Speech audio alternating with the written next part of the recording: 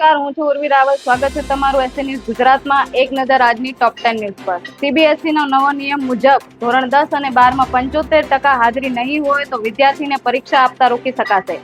આંતરિક મૂલ્યાંકન પણ નહીં થાય.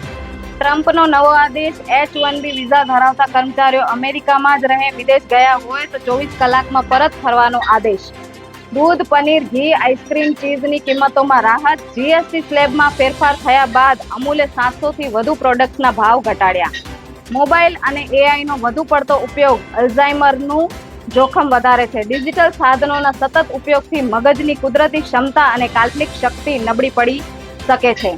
ગ્રાહકો પાસેથી વસૂલાતી ડેબિટ કાર્ડ અને લેટ પેમેન્ટ જેવી ફીમાં તાત્કાલિક ઘટાડો કરો. બેંકોને આરબીઆઈનો સખ્ત નિર્દેશ.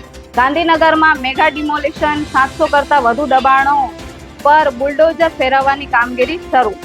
અમદાવાદ મ્યુનિસિપલ કોર્પોરેશને 10 વર્ષમાં 11,000 થી વધુ વૃક્ષોનું નિકંદન કાઢ્યું.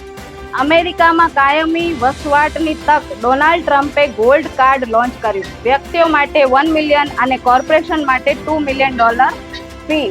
અમદાવાદ ટ્રાફિક પોલીસનો મહત્વનો નિર્ણય. નવરાત્રી દરમિયાન એસજી હાઈવે પર રાતના 2 વાગ્યા સુધી ભારે વાહનો પર પ્રતિબંધ. હવે ઈવીએમ પર ઉમેદવારોની રંગીન તસવીર રહેશે. સિરિયલ નંબર અને નામ પણ મોટા અક્ષરમાં લખાશે. ચૂંટણી પંચની નવી ગાઈડલાઈન જાહેર.